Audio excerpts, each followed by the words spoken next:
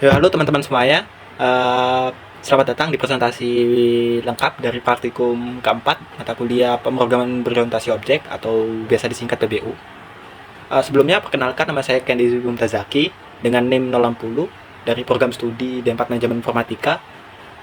Dalam presentasi kali ini saya selaku mahasiswa ingin membawa kalian lah, penonton-penonton ini melalui perjalanan yang lengkap lah untuk pekerjaan praktikum ini.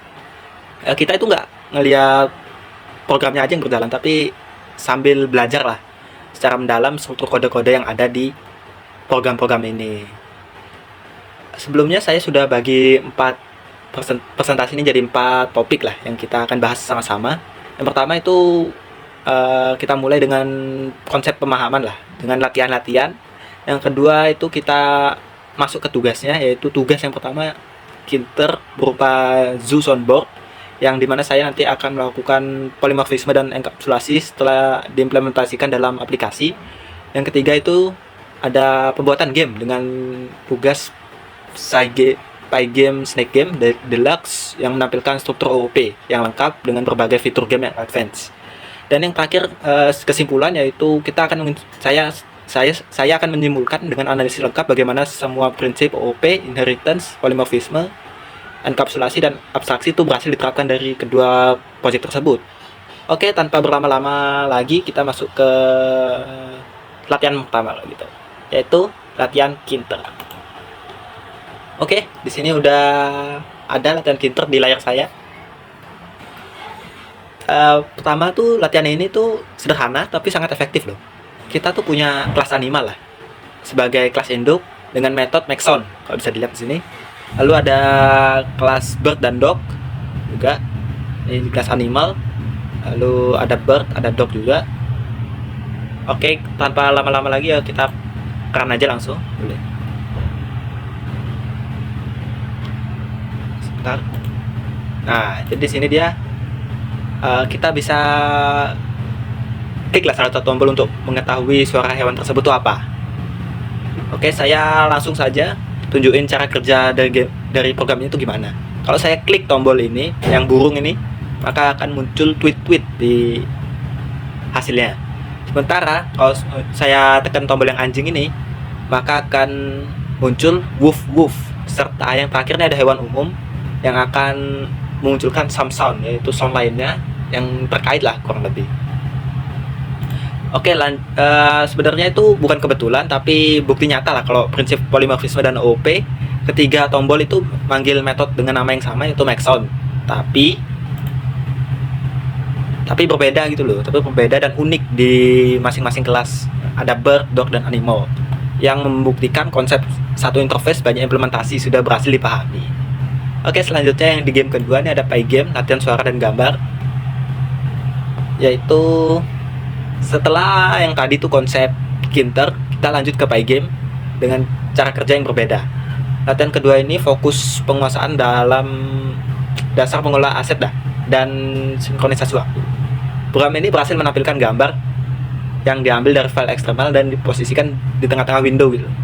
Jadi program memutar background juga ada nanti di belakang dari gambar tersebut. Kita mulai aja langsung. Jadi di sini kita run dulu. Nah, sini ada gambar dan juga ada backsoundnya langsung bisa didengarkan nih. Saya ngambil gambar ini dengan tema pemandangan, tapi ada blackout tengah-tengahnya serta dengan musik dari Blue Moon. Mungkin ini terlihat sederhana ya, tapi ada pemahaman yang mendalam lah di baliknya, yaitu gimana cara ngelakuin library Pygame yang benar, kelola resource eksternal yang baik, menjaga game loop, terus kompleks lah dasar-dasar game, pengembangan gamenya. Oke, mungkin sudah cukup lah untuk kita mendengarkan gambar background yang ada di sini. Kita mungkin lanjut ke Snake. Di Snake ini kita bisa lihat program ketiga sekaligus program terakhir untuk latihan saya kali ini. Latihan ketiga ini adalah sebuah jembatan lah istilahnya untuk menghubungkan konsep OOP dengan pembuatan game, yang dimana ini tuh menjadi implementasi OOP pertama di lingkungan Pygame saya. Kode-kode ini disusun tuh menggunakan pola struktur yang rapi dengan kelas snake dan apple yang mengurus game objek. Di sini juga saya membuat logika pergerakan ular yang responsif terhadap input keyboard dengan tepat. Oke, kita langsung run saja. Kita mulai. Ya, kita bermain dulu. Nah, di sini ada ular. Bentar. Nah, di sini ada ular yang warna hijau itu, dan ada yang merah-merah itu adalah apelnya. Jadi kita harus menangkap apel untuk mendapatkan sebuah skor. Oke, kita main dulu sebentar.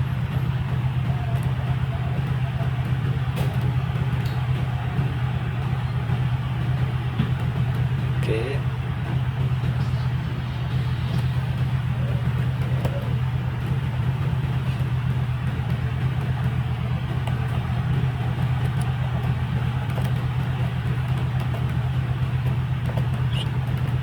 Nah, jikalau terkena itu maka akan mati atau muncul tulisan Yudat seperti itu. Intinya di sini tuh saya tuh berhasil menerapin lah sistem deteksi tabrakan yang kuat untuk deteksi benturan dengan batas window tadi. Misalnya kalau kita menabrak batasan tadi yang sebelah atas, kanan, kiri, bawah juga itu bakal akan muncul tulisan dead. Terus benturan dengan ekor juga tadi tuh akan dead juga. Dan program ini tuh bukan cuma gamenya yang berfungsi, tapi struktur kodenya yang dikembangkan juga itu yang akan kita lihat lebih advance nanti di tugas yang berikutnya. Oke, lanjut saja. Kita masuk ke bagian tugas sekarang. Ini adalah tugas Ginter, dimana yang tadi tuh kan cuma ada 3. Sekarang saya menambahkan hingga menjadi 6 kategori hewan. Langsung saja kita mulai. Coba kita run dulu. Nah, oke. Yang bedanya tuh apa dari yang tadi? Yang bedakan itu adalah integrasi efek dari suaranya tuh akan dimuat lah dengan audio. Yang saya pakai di sini adalah WAV kurang lebih. Oke, kita akan coba dulu untuk mendengarkan suara-suara mereka ini. Yang pertama itu adalah singa. Kita coba. Nah, maka jika singa dipencet maka akan muncul suara roar gitu, sebagai ya memang suara singa seperti itulah kurang lebih lah. Lalu ada gajah di sini dengan suara dari belalai yang sudah sering kita dengar kurang lebih. Lalu ada burung yang spesifik, saya menggunakan suara elang di sini kurang lebih. Lalu ada merupakan suara anjing yang barusan. Lalu ada kucing ini. Nah, dan terakhir ada katak di sini.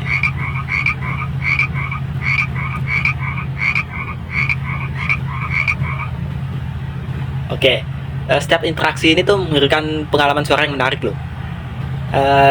Terus ada yang mengesankan dari ini tuh ada sistem penanganan error juga di sini. Saya mastiin bahwa program ini harus berjalan dan stabil gitu, nggak ada error-error lainnya lah gitu loh kurang lebih. Oke, kita sudahi dulu di demo suara-suaraan ini. Kita ke kodenya. Nah, di sini kita akan banyak membahas lebih. Yang pertama kita akan bahas dulu adalah kelas animal di sini. Kelas animal itu meliputi dev init, terus ada dev exon sama dev lesson. Yang struktur hierarki ini tuh menunjukin bahwa pewarisan yang saya desain itu ada pemahaman filosofis terhadap OOP. Terus kelas animal juga berfungsi sebagai kelas dasar yang mendefinisikan antarmuka, kontrak, dan properti umumnya. 6 kelas khususnya itu ada lion, di sini bisa lihat ada lion atau singa, elephant atau gajah, burung atau bird, dog atau anjing, cat atau kucing, dan frog atau katak atau kodok lah bisa dibilang. 6 kelas khusus ini tuh punya masing-masingnya tuh mewarisi lah dari animal dan menimpa perilaku spesifik mereka. Penggunaan super dot init menunjukkan pemahaman yang solid tentang rangkaian konstruktor dan urutan instalasi yang benar. Inilah pewujudan polimorfisme yang elegan. Satu antarmuka yaitu Maxon, banyak implementasi khususnya.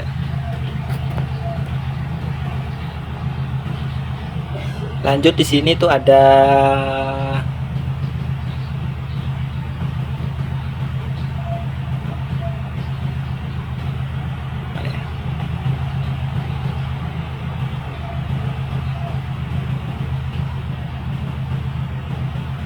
kita klik saja, hilangin.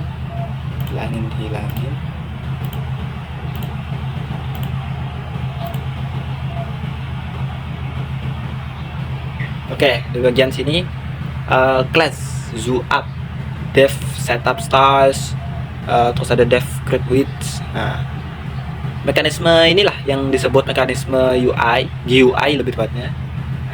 Mekanisme pembuatan GUI yang dinamis yang saya implementasikan lah untuk menunjukkan desain yang memikirkan masa depan. Pembuatan tombol menggunakan pendekatan iteratif melalui daftar hewan, memberikan skalabilitas dan kemudahan pemeliharaan yang luar biasa juga.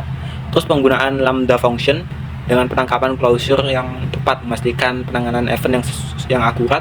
Sementara sistem kode warna memberikan umpan balik visual langsung tentang ketersediaan resource. Struktur ini dirancang dengan mempertimbangkan kemudahan pengembangan, menambah hewan baru yang perlu misalnya, dan membuat kelas baru dan menambahkannya ke daftar tanpa perlu mengubah logika GUI yang sudah ada. Sini ada MX. Di sini. Oke. Mungkin segitu aja dari tugas kinter saya. Yang terakhir ada tugas snake. Ini itu lebih advance dari yang sebelumnya. Snake sebelumnya kan cuma ngambil poin gitu kan, membosankan mungkin ya. Kita buat yang lebih advance coba. Oke, sebelumnya kita run dulu, kita mainkan dulu. Apa sih yang beda dari yang tadi? Ya, ini bisa dilihat. Sebentar. Nah, ini dia. Jadi ada buah baru di sini. Yang kuning itu ada banana atau pisang. Yang merah tetap apel ya. Dan tiap buah ini punya skornya masing-masing. Nah, kita coba mainkan dulu.